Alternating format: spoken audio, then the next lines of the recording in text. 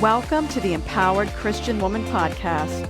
My name is Jeannette. I'm a pastor, women's leadership coach, and self-proclaimed Jesus feminist. I'm on a mission to inspire and equip women everywhere to own our voice, speak up, create, and lead wherever God calls. Because when women rise, everyone wins. Hello, friends. How are you doing? I hope you're doing well. It's June as I record this episode, and I am soaking in these gorgeous summer days here in Maryland. I just finished my morning walk, and now I'm excited to talk to you today about something that's been just transformational for me, something that I think will enrich your life, and it's this idea of cultivating more joy in your life. This topic is on my heart because I'm celebrating a significant milestone this month. I am 5 years a breast cancer survivor, and I marked this milestone with a tattoo on my arm. Now, this is something that I've been thinking about doing for years, and just wanting to think through it to make sure I really wanted it, right? Because a tattoo is there permanently. And I have to say, I did it just about a week ago, and I have this beautiful little tattoo that I love so much. It's everything I wanted it to be. And it says, "You will live in joy and peace." And it's surrounded by a few pink myrtle flowers. This is inspired by Isaiah 55, 12 and 13, which is a scripture that God used to really speak to me in a profound way when I was going through one of the most difficult seasons of my life, going through treatment for breast cancer. I had 6 months of chemotherapy. And not only was it the hardest season of my life, it was also one of the most transformative seasons of my life. And so the words of this tattoo for me are a reminder to me each day of God's promises that I will live in joy and peace. And it's a commitment to myself and a reminder that I need to choose that. I need to choose joy and peace every day, because joy is a choice. And it's always available to us. I learned that so clearly during chemo, because outwardly I had so many reasons not to be joyful. But with the work that God was doing in my heart, I experienced a lot of joy in that season. A lot of pain, a lot of grief, but also joy in one of the darkest and hardest seasons of my life. So I want to talk about this idea of cultivating joy in our lives, because too often we let the circumstances around us dictate our feelings. And when our circumstances don't match up with our desires, we have thoughts that create negative emotions. And we think that we can't feel joy until something changes. We can't feel joy until we get what we want. And so sometimes we might think, well, I'll feel joy when I can leave this dead-end, life-sucking job. Or maybe you have this thought that I'll feel joy when I finish that degree that I'm working on, or I'll feel joy when I lose the weight, or when I get married, or when I get divorced, or when I buy the house. I mean, you fill in the blank. Our feelings are caused by our thoughts. Let that sink in. We think it's the things outside of us that are causing our feelings, but it's not. The things that are happening outside us are neutral until we think about them and we create thoughts about what we believe about them. And those thoughts can either produce joy, or they can produce anger, or they can produce frustration. Now, I'm not here to say that we should always think happy thoughts, because there are things in the world that we may not want to have happy thoughts about. Like, there are times when it's appropriate to feel grief or to feel anger. when we want to feel those negative thoughts. So please, let me just say at the outset, I'm not here to say, oh, we should always be happy. We should always be joyful. We should never have any negative emotions. So that's not what I'm proposing. And I'm going to talk a little bit more specifically about that in a moment, but stick with me. Cancer was a wake-up call from God because I came face to face with my mortality. And it caused me to realize how much of my life I spent swirling in negative emotions when just being alive, waking up with breath in my lungs and the physical ability to work and to have things to strive for, to have things that I actually wanted, all of that was a gift in and of itself. That life was a reason for joy. I learned that so specifically when I realized that my life could be cut short. And I realized in that season, I don't want to waste years of my life in negative emotions when the present moment is a gift. No matter our circumstances, we can choose joy.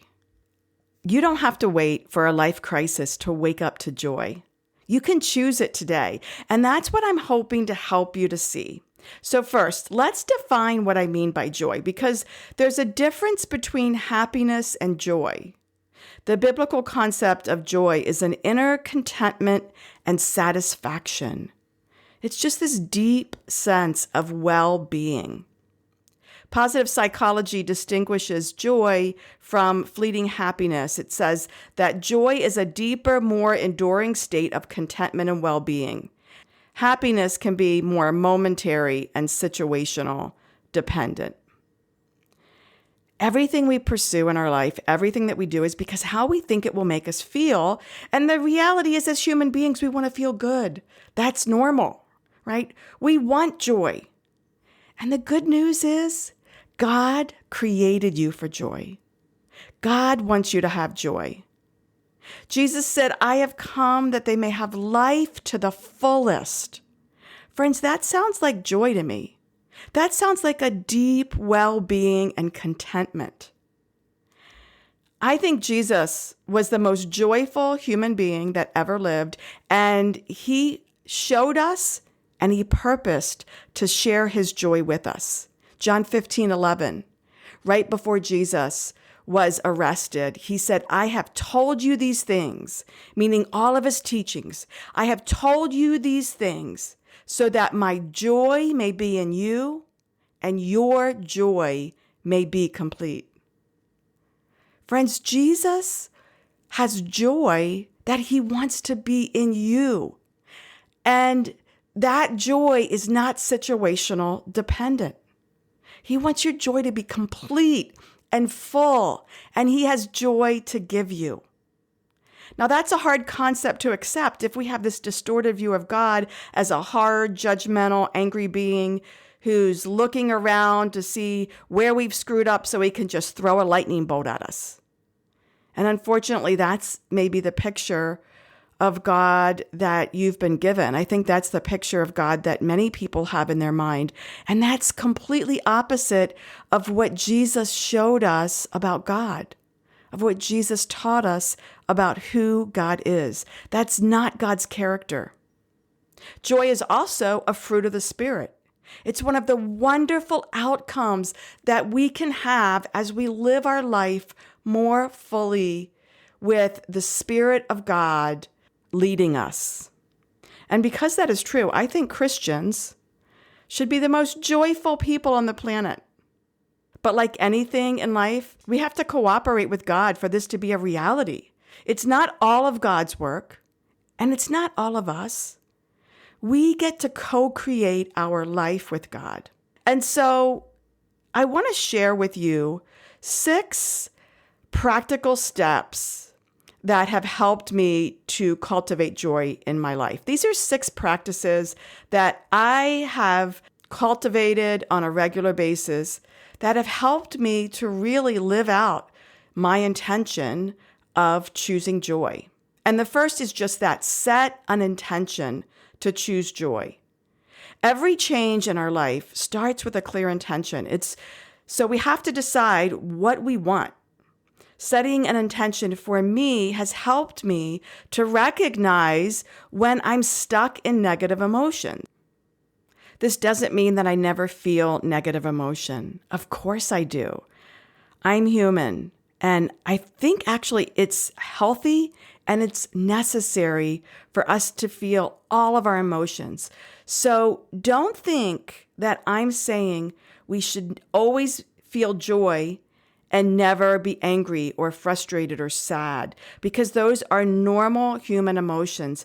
But what's setting an intention for saying that what I want my dominant emotion to be in life is joy, is that I'm now more likely to recognize when I'm not in joy, when I'm experiencing those negative emotions.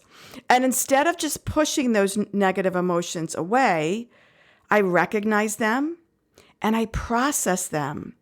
I stop to think, what is it that I'm feeling? And what am I thinking that's causing me to feel this way? Do I want to feel this way? What's a different way for me to look at my situation so that I can get back to a place of joy? Too often we spend much of our life ruminating on things from the past or worrying about things that are going to happen in the future, when if we can just stop and recognize that right now in this present moment, everything is okay. We're fine. And we actually have a lot to be grateful for.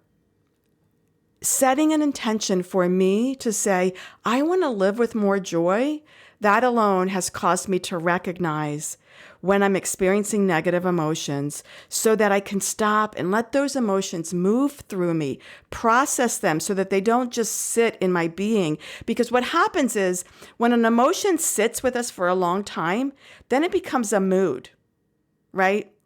And that mood then becomes our dominant emotion for the day, and we carry that into other situations. So the first step that's really helped me is set an intention that I want to live with joy, and using that intention that when I'm not experiencing joy, to stop and process my emotions. The second thing that I do often is practice gratitude. This is a practice that literally saved my life through chemotherapy. During chemo, I kept a gratitude journal, and I don't write in my gratitude journal as much today. I still have it, and occasionally I pull it out. But when I was going through that difficult season, every single day without fail, I stopped and I wrote at least 5 things in my gratitude journal. Gratitude shifts our focus from what we lack to highlighting the positive aspects of our life. Gratitude helps us to reframe our experience. It allows us to see our challenges and our setbacks in a different light so that we might be able to find some of the positive aspects and just kind of change our focus. So, like I said, when I was going through chemo, there were so many things that were not going well. So many things that I wanted, right? Like, I didn't like that I had lost all of my hair. That was really a struggle for me. But then I would stop and I would give thanks that I had this beautiful wig that I found. It was just the color of my hair. I was grateful for my fantastic and compassionate hairdresser who styled it to look exactly like my hair so that whenever I wanted to cover my head, I had the perfect wig. And so I wasn't happy about losing my hair, but instead of focusing on that, I focused on the fact of what I had. I remember thinking how awful it was that every single week I had to go to doctor's appointments, sometimes twice a week to get a blood draw. And so my life just felt like it was all about driving to my doctor's appointments. And then I thought about that and I realized I'm so grateful that I live here in the Washington, D.C. area where I had access to so much healthcare. I'm so grateful that I actually have health insurance. There are so many people that don't have that. I gave thanks for my brilliant, caring doctors, and it really helped to shift my focus from what I lacked to what I had. Now, friends, I share this with you not to say, yay, Jeannette, But to just point out to you, all of those things were true. Like, I still was bald as a jaybird. I still had to go to the doctor twice a week. But I had joy because I was able to say the other thing. I was able to see the other things that were also true and focus on those. And it gave me joy to help me through this hard circumstance. So I just want to remind you that a daily ritual of expressing gratitude will cultivate so much joy in your life. I'm sure you have things that are not going well right now, and you have things that really are a blessing that you can give thanks for. The third thing that's really helped me to cultivate more joy is meditation, or what I like to call contemplative prayer, because in Christian spirituality, contemplative prayer is simply what other faith traditions or other spiritual traditions call oftentimes meditation. Psalm 46:10 says, "Be still and know that I am God." Meditation in the Christian tradition is simply resting our body, our mind, and our soul in the presence of God. And sitting in that space, trying to quiet our mind and drop into our body, open our heart, and rest in the reality that God is with us. God is present around us. The Holy Spirit of God is in us. It's a way of communing with God without words. And scientific research shows that meditation activates our parasympathetic nervous system, which counteracts all of the stress-induced fight or flight response that many of us live in all the time because we live in such a go, go, go, stressed out world. This leads to reduced heart rate, lower blood pressure, and a sense of calm. I spend time in contemplative prayer every day. Sometimes it's just 3 minutes. Sometimes it's 10 minutes. Sometimes it's 15 or 20 minutes. This has drastically changed the way that I am able to manage the stressors in my life and show up. And I believe that this practice of just sitting in the presence of God, it's also what some spiritual traditions call the wordless prayer. Because sometimes our prayers can be so many words, and we can be swirling around just telling God all of our problems and what we want Him to do about them. And it actually doesn't reduce our stress. It can actually just keep us swirling in the stress. But when we can just sit, realizing God knows it all. Like, I don't have to tell Him what I'm worried about. I don't have to tell Him what I need. I don't even have to tell Him how to fix things, because the truth of the matter is I don't know what God knows.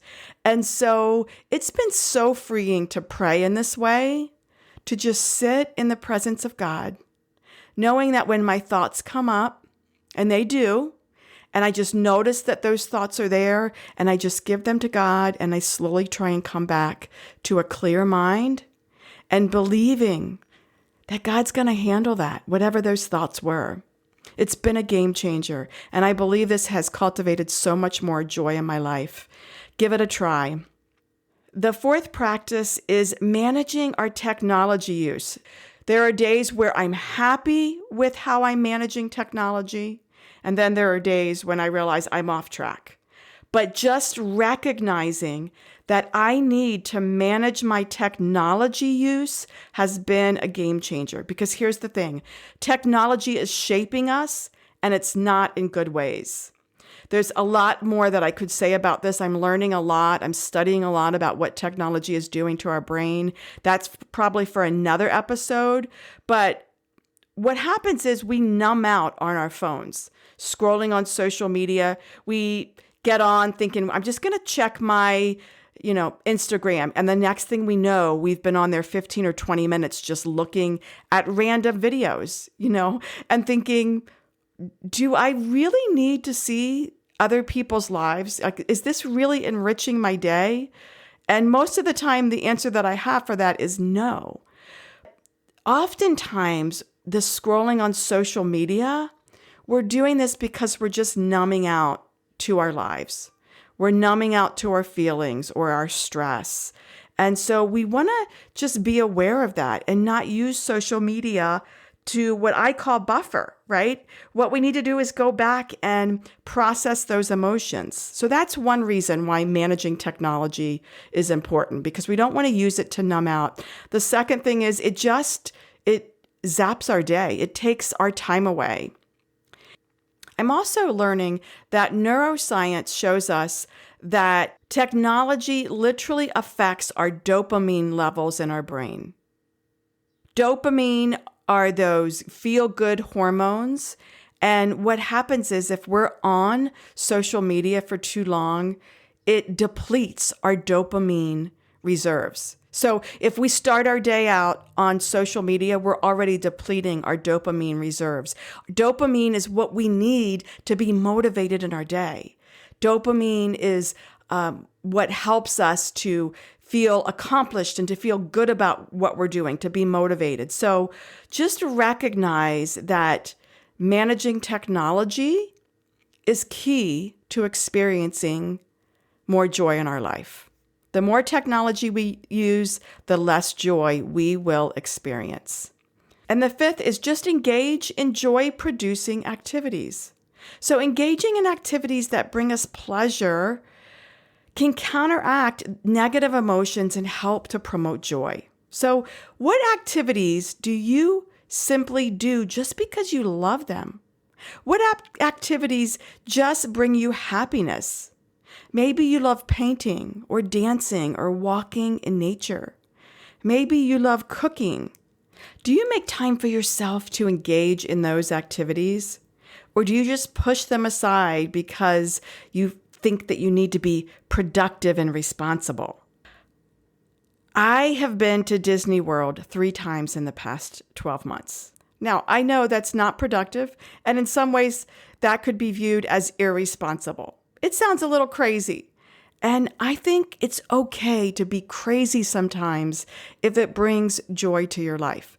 Now, let me just say, this is a new perspective for me since I've had cancer, right? Because prior to my cancer diagnosis, I would have thought to go to Disney World 3 times, that's being irresponsible. You should be saving that money for retirement. You should be saving all that money for a rainy day. Now, I'm not saying blow all your money and don't have any money in the bank. I have money in the bank. But I've also had to wrestle and come to terms with, and I just want to throw out for you as well. Saving all your money for a rainy day or saving all your money for retirement, not everybody gets a retirement. Not everybody lives until retirement. So you've got to balance that, right? We can spend so much time saving for this time of joy that we think we're going to get in the future. And I see so many people doing that. And I'm not here to judge. I'm just here to show another perspective that I have awakened to because I feel like I was there. You know, this day, like the day will come. I'm going to do all these things when I retire. I'm going to get all this money saved up, and then I'm going to travel the world. Then I'm going to go on those dream vacations. And friends, we just don't know what our future holds. And so that's kind of the approach that I'm living by. I'm trying to weigh and not be irresponsible and overly risky, but I'm also living with the reality that I want to experience joy today.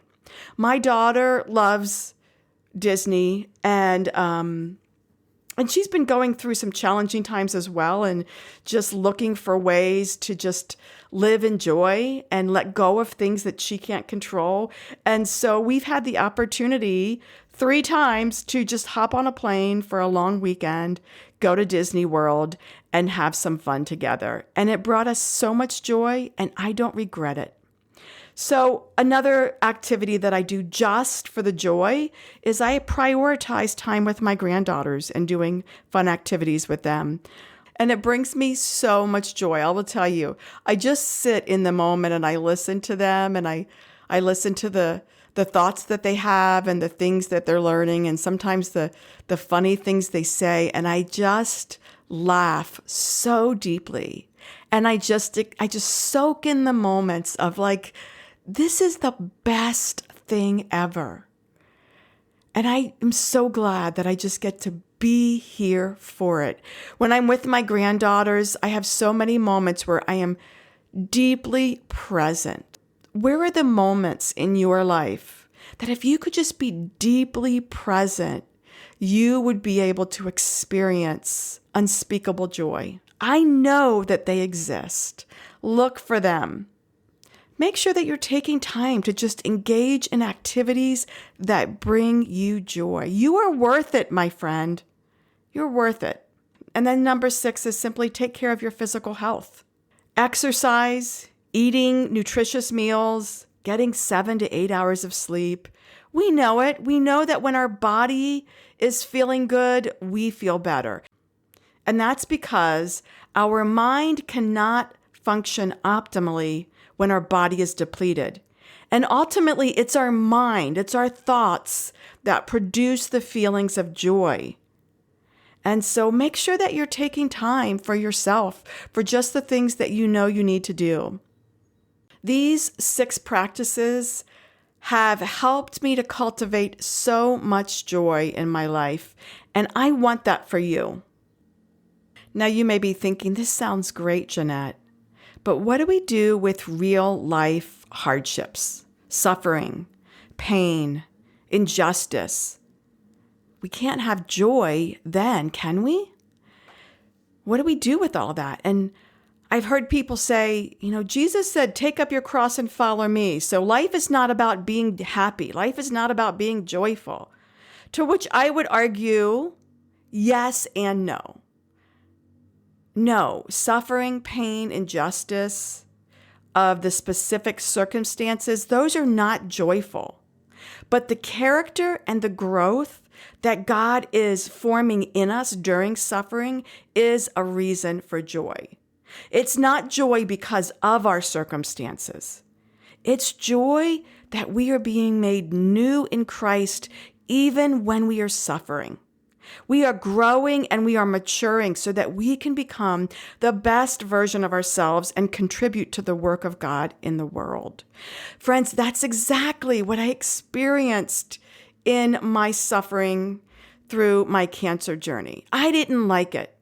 I didn't want to go through it, but I have to tell you, honestly, on this side of the journey, when I look back, if changing all of that, meaning if I could look back and say, hey, I want to take away all of that experience of having cancer, if I had to lose all that has happened in me, the character that I have developed, the spiritual awareness and wisdom that I have now, if I had to lose that, I would not want to change my past. I would go through that cancer journey again if it meant it was the only way for me to wake up. And I believe that it really has been. And so in that suffering, I have found joy. In that suffering, I found joy because of what God was teaching me and what God was doing inside me. This is exactly what James was talking about when in James 1, verses 2 and 3, he says, "Consider it pure joy, my brothers and sisters, whenever you face trials of many kinds, because you know that the testing of your faith produces perseverance." He's not saying that the test is joyful. He's saying, consider the joy that you can have in the fact that when you are being tested, you are being formed into the image of Christ. You are growing and maturing so that you can become the best version of yourself. The Bible tells us that Jesus had joy going to the cross. Hebrews 12:2, it says, "For the joy set before him," meaning Jesus, "he endured the cross, scorning its shame, and sat down at the right hand of the throne of God." For the joy set before him, he endured the cross. I don't think that's that Jesus saw joy in the suffering and the pain that he was going to go through. We know that he also lamented that pain and that suffering before God. But what I think this is telling us is that Jesus also looked beyond the suffering, and he saw the outcome. In faith, he believed that his suffering would conquer sin and death and reconcile humanity to God. And that future outcome gave him joy, that gave him strength to endure the suffering that was necessary. Suffering is necessary for joy to exist. It's in those hard times that we recognize the gifts, the wonder, the joy that is ours, right? Here's another example that I think many women can relate to. Giving birth, it's painful, right? Giving birth is not only painful, having a baby, it's inconvenient, it's hard work, it's hours of physical and emotional labor. But many women do it again and again, multiple times, knowing what they're in for. Why? Because of the joy that comes on the other side. So it's not to say that life should always be easy and we should never suffer and we should avoid hard things. No. In fact, sometimes it's the hard work and the suffering that leads to the most satisfaction and joy. That was my experience. My experience with cancer was one of the hardest seasons in my life, but it also produced the most good in my life, making me who I am today, a more stronger, more resilient, more compassionate, and more joyful person. So if you could use more joy in your life, consider trying one or more of the practices that I've talked about. Set an intention, first of all, that you will choose joy. And when you're experiencing a negative emotion, figure out where it's coming from, process it, let it move through you, and then move back in to a sense of joy. Refocus your thoughts in your mind to choose joy. Practice gratitude in the moment, every day. Maybe keep a gratitude journal. Maybe set a practice of gratitude with your children, that at the dinner table or at bedtime that you're going to talk about something that you're grateful for. Great practice for you, and it helps them to learn also that important practice. Try meditation in the form of contemplative prayer. If you're not sure what that is, you can Google it and you can find lots of information and maybe even find some contemplative prayer apps to use. Manage your technology use. There is an app on your phone that will keep track of how often you're on your phone. If you haven't used that, try it. You might be shocked to see how much time you spend on your phone. And then just ask yourself the question. This is not about shaming yourself over your technology use. It's about asking yourself the question, am I happy with the way I'm using technology? And if you're not happy, make a change. Engage in a joy-producing activity. Just do something for the pure fun of it. And then lastly, make sure you're taking care of your physical health. Maybe you need to take a couple days off work and get a good night's sleep and go to the store, buy some nutritious food and cook a healthy meal for your family. Choosing to live in a joyful state is empowering. It will help you to navigate life's difficulties with grace and optimism. As you cultivate more joy in your life, not only will you feel empowered, but you will show up differently for the people around you, creating a ripple effect of positivity and kindness and joy. So cultivate and choose joy, my friend, so that you can rise to your full potential. Because when women rise, everyone wins. Thanks for joining me for this episode of the Empowered Christian Woman Podcast. If you enjoyed the show, please subscribe and share it with other women in your network. For more information about me and the work that I do, check out JeannetteCochran.com. And I'd love to hear from you personally. Come join the conversation on social. You can find me on Facebook at jcochrancoach or Instagram at Jeannette.Cochran.